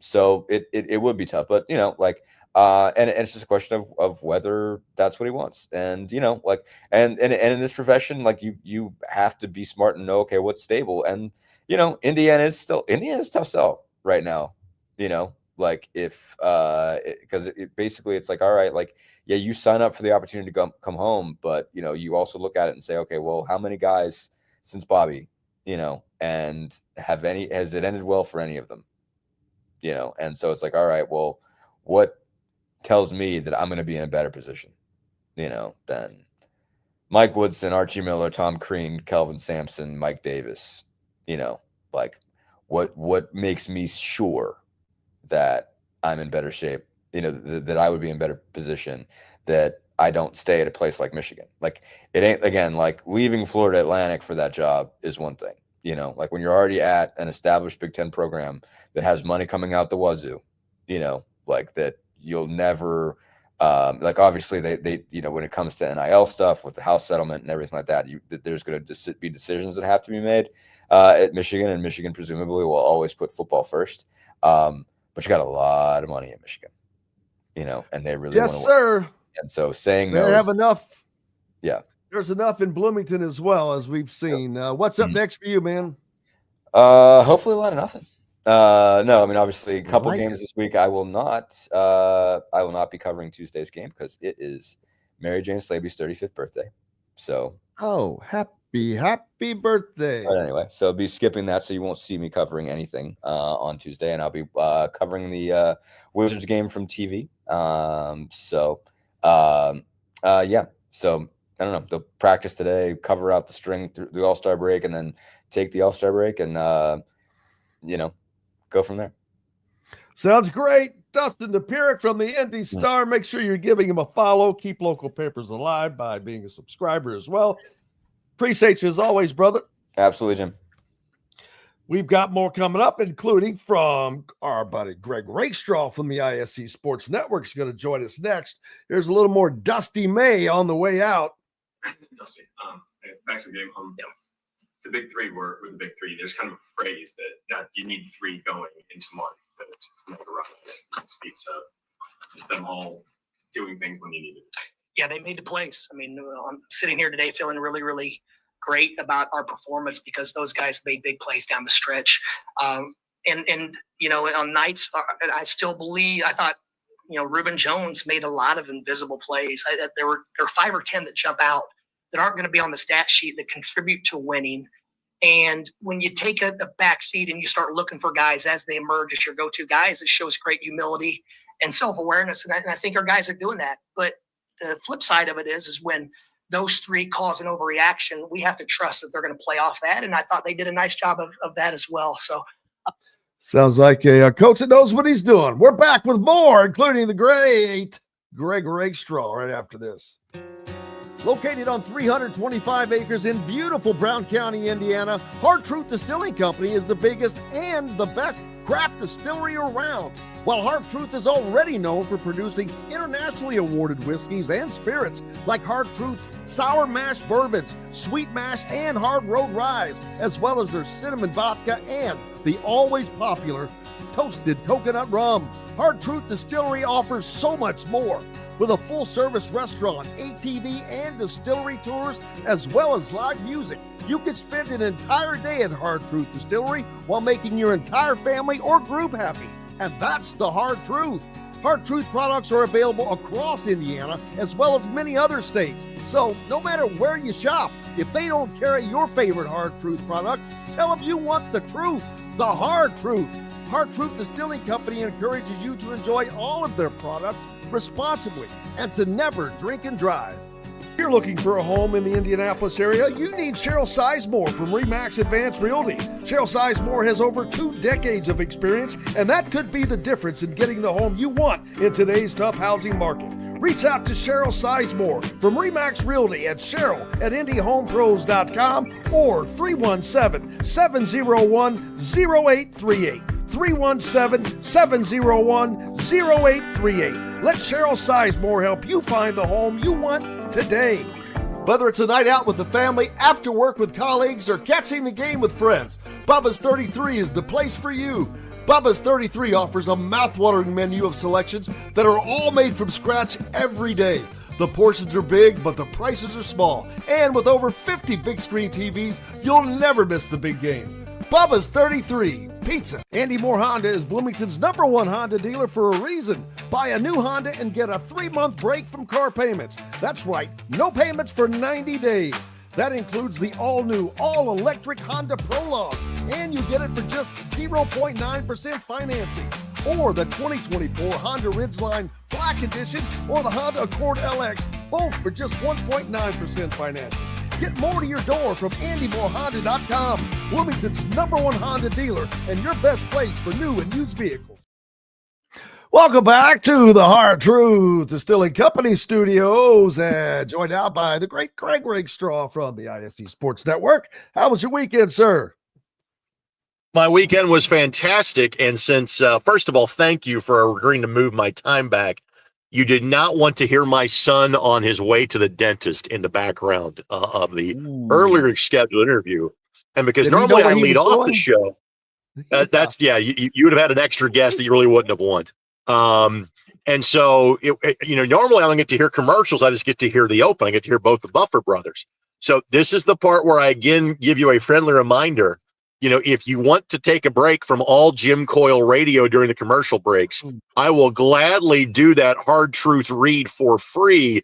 And by free, meaning you're going to send me some hard truth product. I will love that because you've made that offer before and I haven't been able to get around to do it, but it definitely needs to be a lot less of me. Anything less of me. Well, not less of you during the segments, just less of you during the commercial breaks. That's all. And I appreciate you, brother. I really do. You are always the best. How was your weekend? I know the IHSA is still rolling on, and that's kind of keeping you mostly busy right now, I would imagine. Correct. So, this is a weekend, and it sounds counterintuitive, but sectional weekends are actually slower for me because you're down to one game on a Saturday night, and I didn't have anything this weekend, from a college hoop standpoint with IU Indy or Marion. So, one game Saturday night and enjoying the Super Bowl like a regular, common fan yesterday. So the game that I had on Saturday night, because it's girls sectional week, Hamilton Southeastern, number 1 in the state, beats Westfield 46-38 to get to 25-0. But the big story in high school girls basketball is the defending state champ in Lawrence Central lost. It was their second loss of the season. HSE had been the other one after beating Lawrence North by 24 when they played 3 weeks ago. Lawrence North comes from behind and beats LC 47-42. So we will not have not just a repeat 4A state champ, despite the fact that LC brought back their starting 5 in totality and really have probably 3 to 4 Division I starters on that team. We won't have the very much expected number 1 versus number 2 Lawrence Central HSE rematch from the Hall of Fame Classic back on December the 27th. So, and to be blunt, HSE was down 11 in the third quarter. We nearly had a night where numbers 1 and numbers 2 both got beat. The 4A southern half of the girls bracket is now completely wide open. I could almost make a case for virtually every one of the 8 teams remaining to be able to find their way through and continue on, to get to Gamebridge Fieldhouse. If HSE can get past this next game against Homestead, I think they'd be the favorite against whomever they would play in terms of their couple of semi-state games. So my expectation is that Hamilton Southeastern plays for the 4A championship for the first time since Sidney Parrish was a senior back in 2019. But it was a good game in Noblesville that I had, and it was a night with a major upset that got everybody's attention statewide. That's what makes all tournaments so great, especially basketball tournaments. It happens in basketball no matter what level you're talking about. Man, that is because you can see a great season just end in the snap of a finger when you're not expecting it. But again, that's what makes it so incredible and has made the Indiana tournaments so incredible throughout the years. And as long as the Lanesville girls are still rolling, that's all that matters. They now have, at least for one night, the longest active sectional championship streak in Indiana high school basketball. At 7, having won a 2A sectional for the first time, winning down at Crawford County. Bedford North Lawrence's streak, as expected, was snapped by Floyd Central. They won a girls sectional for the first time in 15 years. BNL had won one 13 years in a row, but they're under 500. They coaching changed this year. They kind of knew a reload was coming. Now, Lanesville will likely be joined by Homestead. Homestead sectional got postponed to tonight. There are about 4 or 5 sectionals up around the Fort Wayne area that simply put too much ice in terms of precipitation that came down on Saturday. So Homestead plays Huntington North tonight. And if Homestead wins as expected, Homestead then would also have won 7 consecutive sectional championships. So, yes, the Eagles are still rolling. They get to play at Charlestown on Saturday against the 2A favorite, number 1 South Knox, who in the Sagarin ratings is a top 10 team in the state. And their only 2 losses came to Hamilton Southeastern and Homestead in the Hall of Fame Classic back in December. Well, Lanesville is heading to a regional after beating a 4A team that is heading to a regional in Floyd Central. So they beat them earlier in the True. season. I still can't get past that. And speaking of Floyd Central, I saw the news, man, that the boys coach suspended for the remainder of the season. Issues that were not completely disclosed. I guess it doesn't matter though, but not good news for their basketball program. No, and I'm connected to it. Fonzo White is a very good friend of mine. That was the coach that was suspended. As well.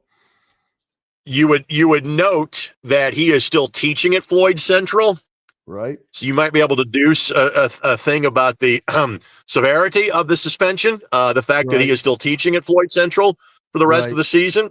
Now the story continues because Michael Miller is now the interim head coach, and well, Michael's a friend of mine too, because Michael was the head coach at Lanesville for 23 years. And Floyd Central went out and won their first game on Thursday night, just their fourth of the season, in beating Bedford North Lawrence by 3. Clearly, that did not go the way that I think Fonzo intended, nor the folks at Floyd Central. You know, they were solid last year, clearly took a step back this year. And, I'm not privy to all the details in the situation, but I'm friends with the former head coach and I'm friends with the current head coach. And I know that those two guys have stayed friends through this process. Fonzo will look for work elsewhere next year, and he's a good man. I wish him nothing but the best. Absolutely. Looking forward to it. And throughout the rest of this tournament season for the high schools, as the girls are in the midst of it, and the boys are getting closer to it. And then, of course, that leads us to the college tournaments coming up. And there will be a lot in Indiana again, as the is it the Final Four for the NIT here again? Correct. So here is where you can go watch. There's not going to be a lack of options. OVC tournaments in Evansville. The Horizon League semis and finals are in Indianapolis. We get regional at Lucas Oil the same weekend as the boys high school state finals. So Friday, Sunday for NCAA regional action. And then you get the high school state finals smack dab in the middle of that. And then, yes, both the women's basketball invitational tournament and the NIT will all be held at Hinkle Fieldhouse the Monday through Thursday leading into Final Four weekend. The basketball capital of the world is what they should just change Indianapolis to. The racing and basketball capital of the world. Yeah, get a little both.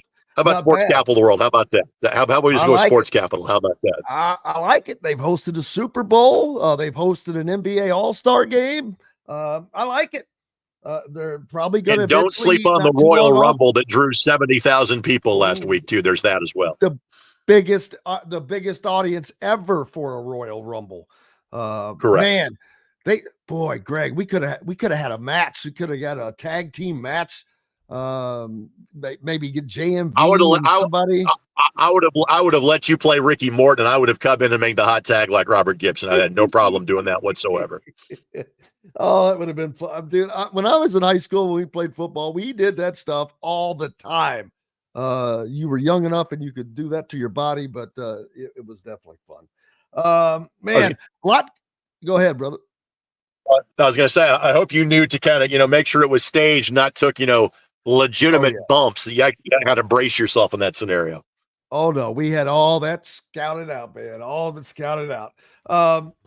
Issues going on with Indiana basketball. I know it's not your coverage per se, but it's hard not to be in the know with this when it's going on. And Indiana still has 7 regular season games left before they hopefully make it into the Big Ten tournament, which they're kind of flirting with being in that bottom 3. They've got 2 tough games coming up next with Michigan State and UCLA and Purdue. So it does not get easier for this team that has lost 7 out of 8 and are now fighting to stay in the Big Ten tournament with a team that some guys may have checked out as the coach checked out. I don't know. It's not a great situation right now for Indiana. No, and it's a move that obviously I think everybody agrees with the end result. And by doing the timing of it as you did, the main concern is now you get out in front of the head coaching hire. And so as soon as this season comes to an end, then that's, you try to pounce early and make the move And that way you hit the ground running in terms of the transfer portal and bringing in a new group. There is no such thing as continuity anymore, even for good basketball teams. Maybe at the major college level, when you're good, you frankly have the payroll to keep guys other than those that are going to, the NBA. But it's not like you just don't go. And again, this is harsh, but you can look everybody in the room and say, hey, thanks for being here. Good luck at your next stop. And so you can flip a roster immediately with a brand new head coach. And so I've heard a lot of conversation about the short-term benefits of, hey, that muted the crowd reaction against Michigan. And that is an accurate statement. But believe me, it was done to say, let's get out in front of this. You're not coming back next year. And that way, everybody behind the scenes can be looking forward as to whom the next head coach is going to be. So that person can be hired as soon as the season is over, as quickly as possible. So that way it's all ships kind of pointing in the same direction and trying to make sure that for the first time in at least a couple hires, you get the hire right in terms of men's basketball in Bloomington. Yeah, and I was in the post-game presser with Dusty over the weekend when Michigan was in Bloomington, and the one word I keep saying that he said a lot of words in answering questions directly to the position, and the one thing he never said no. Asked directly about interest, didn't even, just kind of skirted right around. He was very good. He was very, very good. And when asked directly about what would he tell Michigan fans, oh, I'm happy at Michigan. Oh, okay, that's nice. But he did not close the door, which I think should make Indiana fans happy, but don't get out of your skin yet, because it's a difficult decision.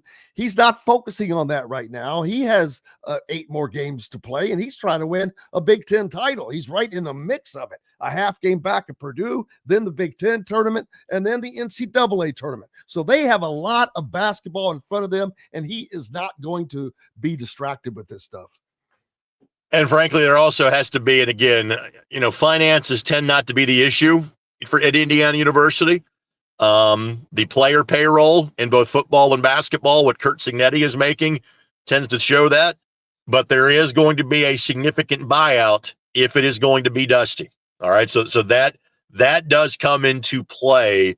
And again, it's also part of the reason why you've got 4 or 5 weeks to kind of work on this and get kind of all ducks lined up because you're going to have, depending on whom you're going after, and we could throw any of the usual suspects out, of Brad Stevens, of Dusty, of Chris Beard, of Bruce Pearl, of whomever you want to, name, part of the decision is going to be, all right, how much does it cost to get this current coach out of their contract? So that, you now have almost like this was a war room for an NFL draft board. You kind of say, all right, we need X amount for this guy, not just payroll. We need X amount for a buyout. Now you've got more time to do exactly that. Exactly. That's why a guy like TJ Otzenberger, I think he has a really high buyout. I've been trying to go through that stuff this morning. Some of them I already know. While Dusty Mays looks to be accessible, and it is. We'll just have to see. Like you said, there's just so many things that go into it. What's up next for you, brother? All right. So girls regional this weekend.